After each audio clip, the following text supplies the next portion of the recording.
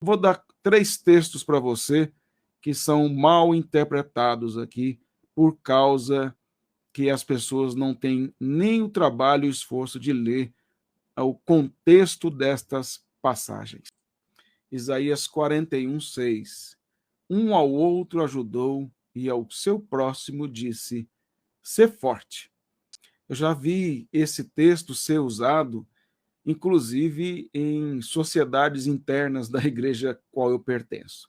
Vamos ler aqui o texto de Isaías 41. Se você tiver com a sua Bíblia aí aberta, seria muito bom você ler. Eu vou ler apenas o verso seguinte. Nós estamos no verso 6 aí, né? E eu vou ler o verso 6 e o 7 para você ver que só na leitura assim, do verso seguinte já desmonta qualquer interpretação de que esse texto possa ser usado para o crente. Vou ler aqui, Isaías 41, versos 6 e 7. Um ao outro ajudou e ao seu próximo disse: Sê forte. Ao verso 7 diz assim: Assim o artífice anima ao ourives, e o que alisa com o martelo ao que bate na bigorna, dizendo: Da soldadura está bem feita. Então, com pregos, fixa o ídolo para que não oscile. Olha, o texto está falando aqui que um artífice diz para o ourives, ou seja, os fabricantes de ídolos pagãos, que todo o capítulo 41 de Isaías está condenando, se você ler depois, lê todo o capítulo 41, Deus está condenando Israel, Judá, por ter se prostrado e trocado ele por ídolos feitos por madeira, por pedra, que precisam ser carregados. E aí Deus está dizendo que um artífice diz para o ourives, ou seja, os dois fabricantes de ídolos ali, olha, vamos lá, um ajudou o outro, ser próximo de ser forte. O texto, olha, é muito claro.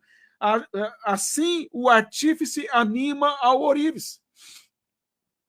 Quem é que está falando isso? É o artífice.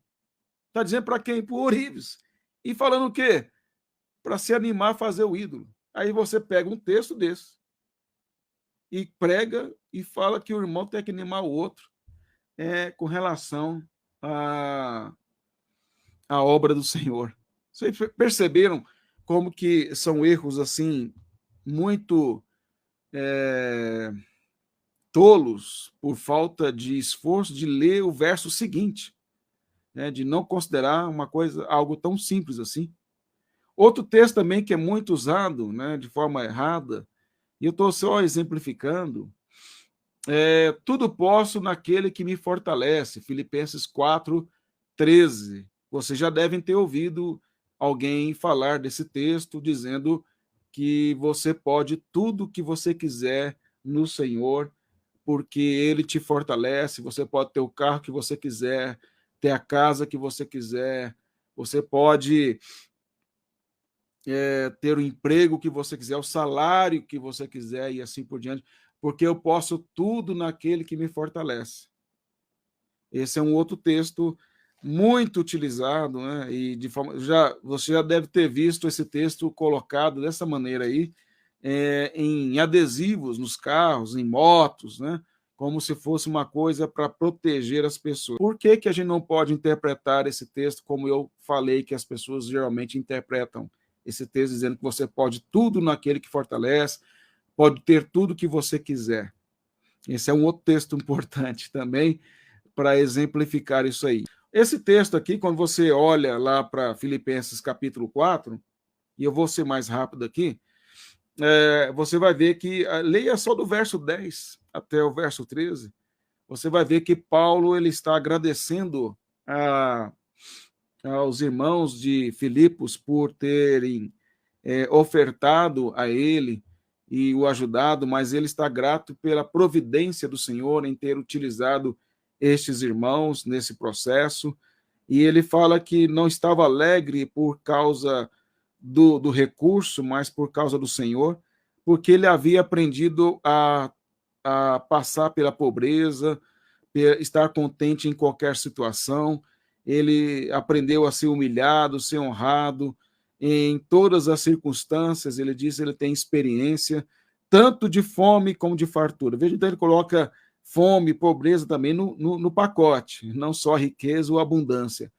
Então, veja, quando ele diz tudo posso naquele que me fortalece, ele está dizendo eu posso ser humilhado, posso ser honrado, posso passar por pobreza, posso passar por abundância, que o Senhor me fortalece. E eu aprendi com essas circunstâncias, com essas dificuldades, e eu posso tudo naquele que me fortalece. Então, não tem nada a ver com essa ideia de que você pode ter tudo o que você quiser, porque tudo posso naquele que me fortalece. Leia depois, lá o texto você vai ver claramente isso.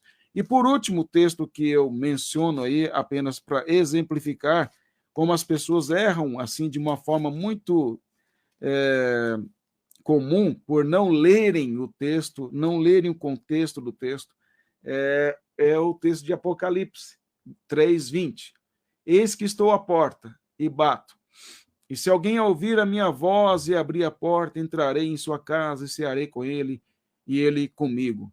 E aí as pessoas gostam de pegar esse texto para dizer, olha, Jesus está batendo na porta do seu coração e você tem que abrir a porta para ele, para que ele entre. Se você não abrir a porta do seu coração, Jesus não pode entrar nele.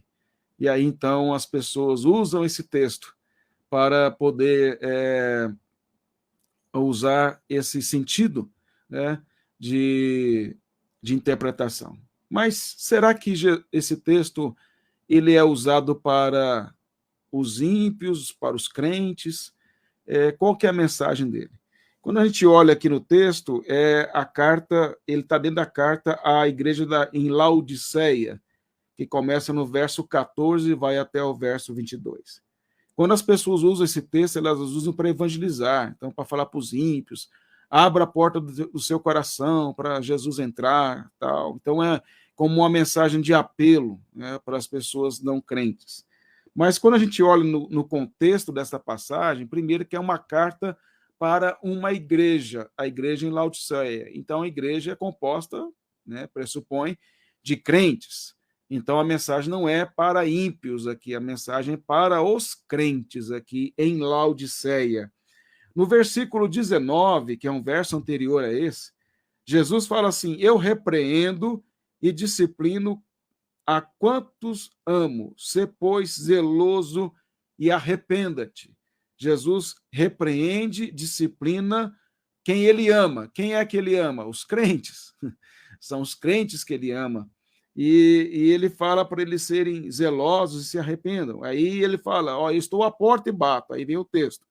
O que ele está querendo dizer? Olha, está falando para a igreja, vocês devem se arrepender dos seus pecados, das práticas erradas, vocês não são quentes nem morno, vocês não são nem quentes nem frios, mas são mornos, estou pronto a vomitar vocês da minha boca, verso 16. Vocês são orgulhosos como igreja, acham que por serem prósperos, aí o verso 17, vocês são abastados, mas na verdade vocês são infelizes, porque vocês não estão se santificando e se humilhando perante mim. Verso 18, eu falo para vocês comprarem de mim ouro refinado, fogo para se aquecerem e tal. E aí ele vai mostrando para essa igreja que eles deveriam se arrepender dos seus pecados. É por isso que ele está à porta da igreja, dos crentes ali, para cear com eles, para estar com eles, para ter comunhão com eles, porque são crentes. E aí, então, ele está exortando-os ao arrependimento para a santificação. Não é um texto para ser usado para evangelização.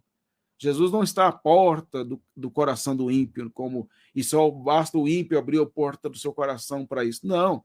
Jesus está à porta sempre em comunhão com a sua igreja. Ele quer ter comunhão com o seu povo. E é com o seu povo que ele tem esses momentos. E ele exorta e repreende a quem ele ama. Então, são alguns exemplos apenas para você entender isso aí.